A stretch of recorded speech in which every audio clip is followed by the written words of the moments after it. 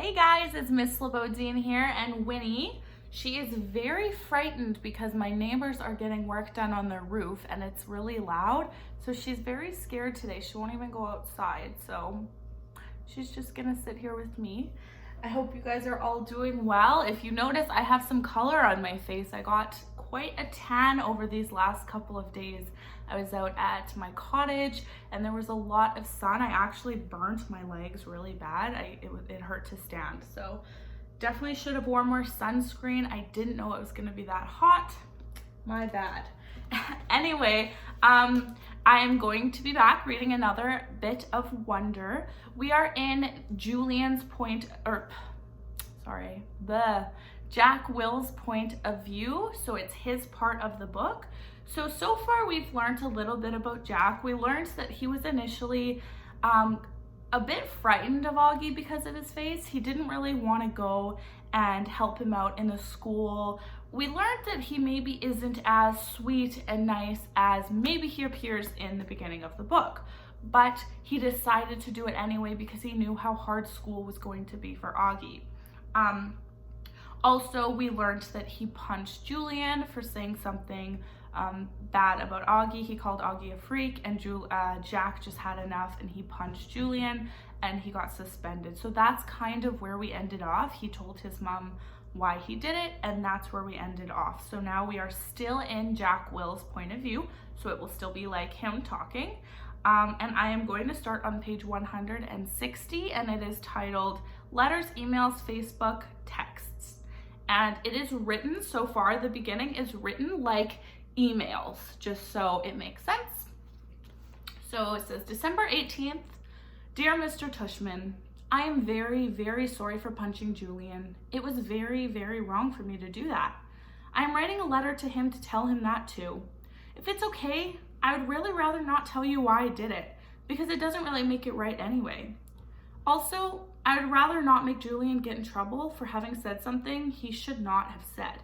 Very sincerely, Jack Will. Also on December 18th.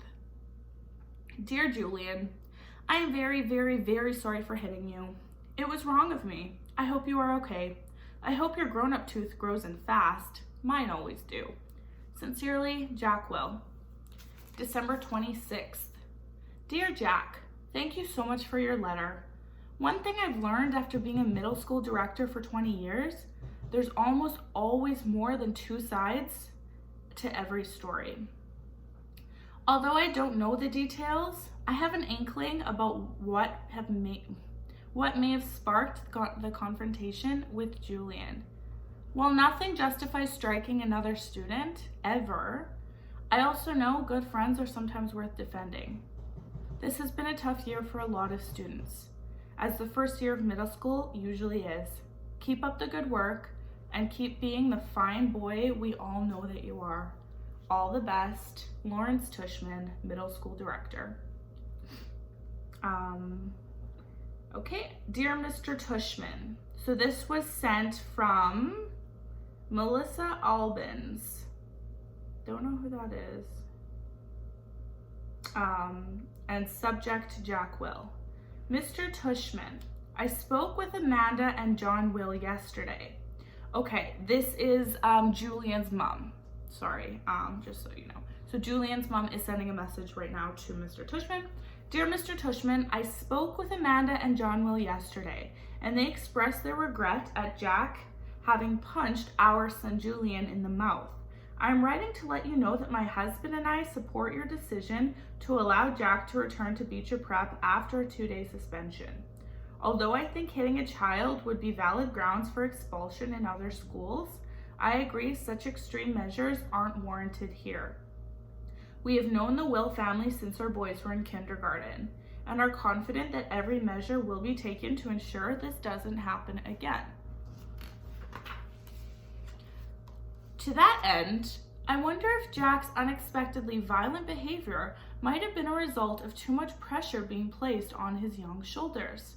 I am speaking specifically of the new child with special needs who both Jack and Julian were asked to befriend. In retrospect, and having now seen the child in question at various school functions and in the class pictures, I think it may have been too much to ask our children to be able to process all that. Certainly, when Julian mentioned he was having a hard time befriending the boy, we told him he was off the hook in that regard. We think the transition to middle school is hard enough without having to place a greater burden or hardship on these young, impressionable minds. I should also mention that as a member of the school board, I was a little disturbed that more consideration was not given this child's application process to the fact that Beecher Prep is not an inclusion school. There are many parents, myself included, who question the decision to let this child into our school at all. At the very least, I am somewhat troubled that this child was not held to the same application standards, i.e. an interview, that the rest of the incoming middle school students were. Best, Melissa Albans. Wow, okay. And this is to Melissa Albans from Mr. Tushman. Dear Mrs. Albans, thank you for your email outlining your concerns. Were I not convinced that Jack Will is extremely sorry for his actions, and were I not confident that he would not repeat those actions again, rest assured that I would not be allowing him back to Beecher Prep. As for your other concerns regarding our new student August, please note that he does not have special needs. He is neither disabled, handicapped, nor developmentally delayed in any way, so there was no reason to assume anyone would take issue in his admittance to Beecher Prep, whether it is an inclusion school or not. In terms of the application process, the admissions director and I both felt it within our right to hold the interview off-site at August's home for reasons that are obvious. We felt that the slight break in protocol was warranted, but in no way prejudice in any way or another to the application review.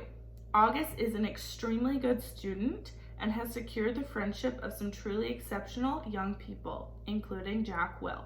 At the beginning of the school year, when I enlisted certain children to be a welcoming committee to August, I did so as a way of easing his transition into a school environment. I did not think asking these children to be especially kind to a new student would place any extra burdens or hardships on them. In fact, I thought it would teach them a thing or two about empathy, friendship, and loyalty. And it turns out Jack Will didn't need to learn any of these virtues. He already had them in abundance. Thank you again for being in touch. Sincerely, Lawrence Tushman. Just a quick thought on that. I think he answered that really well, but I also think he didn't have to explain himself. I mean, for her to ask why they let him into the school is just bizarre in my opinion.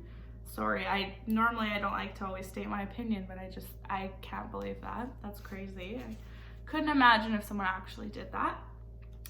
And this is to Melissa Albans from John Will. So this is Jack Will's dad. Subject, Jack. Hi, Melissa. Thank you for being so understanding about this incident with Jack. He is, as you know, extremely sorry for his actions. I hope you do accept our offer to pay Julian's dental bills. And we know, just from the last few chapters, I'm just going to refresh your memory in case you forgot, that the Will family does not have a lot of money, whereas Julian's family is filthy rich, what he makes it seem like. Jack's family is not at all rich. They actually struggle with money. Just thought I'd point that out because they're talking about paying dental bills, which can be very expensive. We are very touched by your concern regarding Jack's friendship with August. Please know we have asked Jack if he felt any undue pressure about this, and the answer was a no. He enjoys August's company and feels that he has made a good friend. Hope you have a great new year. John and Amanda Will. Hi, August. Jack Lope wants to be friends with you on Facebook. Okay, so this is a Facebook message, so I guess Jack Lope Will is his name. And he has 32 mutual friends, and it says, thanks, the Facebook team. So it's written like a Facebook post. And then it says, to augiedoggiepullman@email.com. Subject, sorry, message. Hey August, it's me, Jack Will. I noticed that I'm not on your friends list anymore. Hope you friend me again, cause I'm really sorry. I just wanted to say that. Sorry. I know why you're mad at me. I'm sorry I didn't mean the stuff that I said. I was stupid. I hope you can forgive me. Hope we can be friends again. Jack. One new text message from August, December 31st at 4:47 p.m. Got your message. You know why I'm mad at you now? Did Summer tell you? One new text message from Jack Will, December 31st, 4:49 p.m. She told me bleeding scream is a hint, but I didn't get it at first, and I remember seeing a bleeding scream in homeroom on Halloween. We didn't know it was you. I thought you were coming as Boba Fett. One new text message from August, December 31st, 4:51 p.m. I changed my mind last minute. Did you really punch Julian? One new text message from Jack Will, December 31st, 4:54 p.m. Yeah, I punched him and knocked a tooth out in the back. A baby tooth. I'm surprised he still has baby teeth, honestly. One new text message from August, December 31st, 4:55. Why'd you punch him? Question mark, question mark, question mark, question mark, question mark. One new text message from Jack Will, December 31st, 4:56 p.m. I don't know. One new text message from August, December 31st, 4:58 p.m. Liar. I bet he said something about me, right? One new text message from Jack Will. I'm not going to read the time because it's not really important. They're texting like within a couple of minutes. He's a jerk, but I was a jerk too. Really, really sorry for what I said, dude, okay? Can we be friends again? One new text message from August. Okay. One new text message from Jack Will. Awesome. One new text message from August. But tell me the truth, okay? Would you really want to kill yourself if you were me? One new text message from Jack Will. No, I swear on my life. But dude, I would want to kill myself if I were Julian. Winky face. One new text message from August. LOL. Yes, dude, we're friends again. Okay, so that was the end of that chapter. If you do have an account, you can comment below. Let me know what you think about this whole chapter with the emails and the Facebook messages, especially what you thought about Julian's mom's message to the principal. And how did the principal respond? Should he have been that nice to her? It would have been really hard for me to answer as nicely as him. I would have wanted to say, mind your own business. And like, she's just being, so like, she doesn't want her kid exposed to anybody that is different. So what, he shouldn't go to school? I don't understand. I think she was being super ignorant there. But let me know what you think. Maybe you agree with her. And this chapter starts on page 168, and it is titled, Back from Winter Break.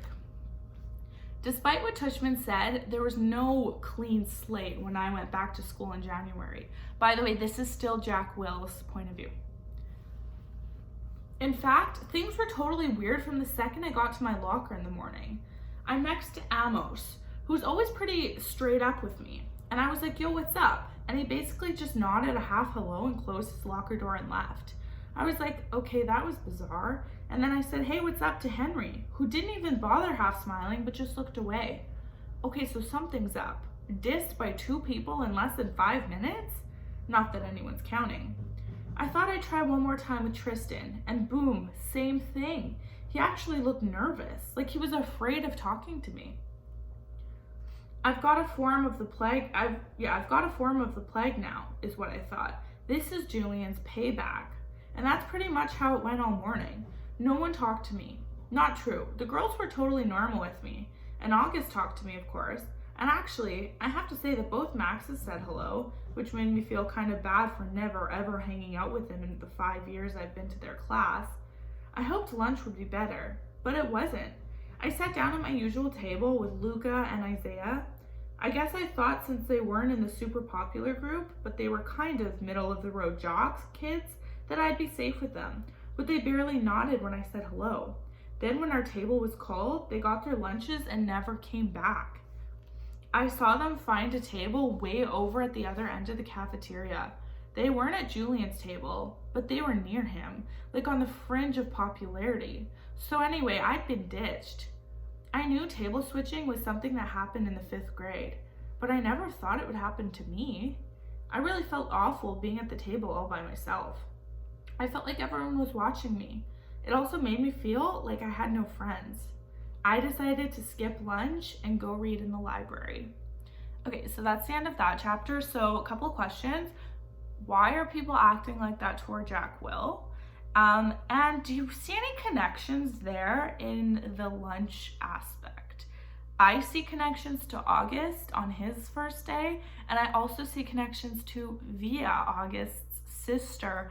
When her friends stopped hanging out with her, she also went to the library to eat her lunch, or instead of lunch, because she didn't want to sit alone. So there's definitely some parallels there. But yeah, why are they acting like that toward Jack Will? Is it because he punched Julian? That's my thought. I don't know what else it could be. The next page is on page 170, and it is chaptered The War. It was Charlotte who had the inside scoop on why everyone was dissing me.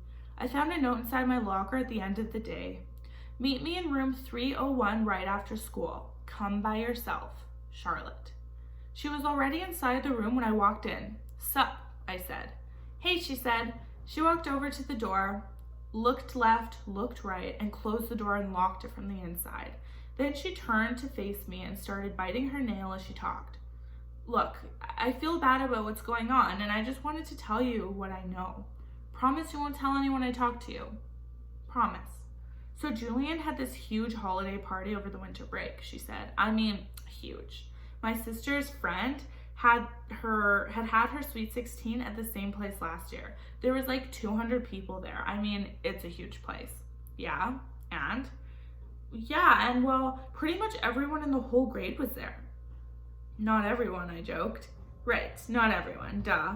But like even parents were there, you know, like my parents were there. You know, Julian's mom is the vice president of the school board, right? She knows a lot of people. Anyway, so basically what happened at the party was that Julian was going around telling everyone that you punched him because you had emotional problems. What? And that you would have gotten expelled, but his parents begged the school not to expel you. What? And that none of it would have happened in the first place if Tushman hadn't forced you to be friends with Augie. He said his mom thinks that you, quote unquote, snapped under the pressure. I couldn't believe what I was hearing. No one bought into that, right? I said. She shrugged. That's not even the point. The point is he's really popular. And you know, my mom heard that his mom is actually pushing the school to review Augie's application to Beecher. Can she do that? It's about Beecher not being an inclusion school. That's a type of school that mixes normal kids with special needs. That's just stupid. Augie doesn't have special needs. Yeah, but she's saying that if the school is changing the way they usually do things in some ways. But they're not changing anything. Yeah, they did. Didn't you notice they changed the theme of the New Year's art show? For the past 5 years, the 5th graders painted self-portraits. But this year, they made us do those ridiculous self-portraits as animals, remember? So big frickin' deal. I know, I'm not saying I agree. I'm just saying that's what she's saying. I know. This is so messed up. I know. Anyway, Julian said that he thinks being friends with Augie is bringing you down, and that for your own good, you need to stop hanging out with him so much. And if you start losing all your old friends, it'll be a big wake-up call. So basically, for your own good, he's going to stop being your friend completely. Newsflash, I stopped being his friend completely first. Yeah, but he's convinced all the boys to stop being your friend for your own good. That's why no one's talking to you. You're talking to me. Yeah, well, this is more of a boy thing, she explained. The girls are staying neutral, except Savannah's group. They're going out with Julian's group. But to everyone else, this is really a boy war. I nodded. She tilted her head to one side and pouted like she was sorry for me. Is it okay that I told you all of this? She said. Yeah, of course. I don't care who talks to me or not, I lied. This is all so dumb. She nodded. Hey, does Augie know about any of this? Of course not. Well, at least not for me. And Summer? I don't think so. Look, I better go. Just so you know, my mom thinks Julian's mom is a total idiot. She said she thinks people like her are more concerned about what their kids' class pictures look like than doing the right thing. You heard about the photoshopping, right? Yeah, that was just sick. Totally, she answered, nodding. Anyway, I better go. I just wanted you to know what was up and stuff. Thanks, Charlotte. I'll let you know if I hear anything else, she said, before she went out and looked left and looked right out the door to make sure no one saw her leaving. I guess even though she was neutral, she didn't want to be seen with me. Okay, so we found out why everyone is acting that way toward Jack Will. Now, what are your thoughts about that? You can just think about it to yourself or comment down below. What are your thoughts about what Julian is doing to Jack? And why do you think he's going out of his way to make Augie's life more miserable, more difficult than it has to be? I mean, he knows that Augie clearly doesn't have it easy. Everyone knows that. So why is he going out of his way to make it even worse for him? What are your thoughts on that? Okay, the next chapter is called Switching Tables, and it is on page 174. The next day at lunch, stupid me, I sat down at the table with Tristan, Nino, and Pablo. I thought maybe they were safe because they weren't really considered popular, but they weren't out there playing D&D at recess either. They were sort of in-betweeners, and at first I thought I scored because they were basically too nice not to acknowledge my presence when I walked over to the table. They all said hey, though I could tell they looked at each other, but then the same thing happened that happened yesterday. Our lunch table was called, they got their food, and they headed toward a new table on the other side of the cafeteria. Unfortunately, Mrs. G, who was the lunch teacher that day, saw what happened and chased after them. That's not allowed, boys, she scolded them loudly. This is not that kind of school. You get right back to your table. Oh, great, like that was going to help. Before they could be forced to sit back down at the table, I got up with my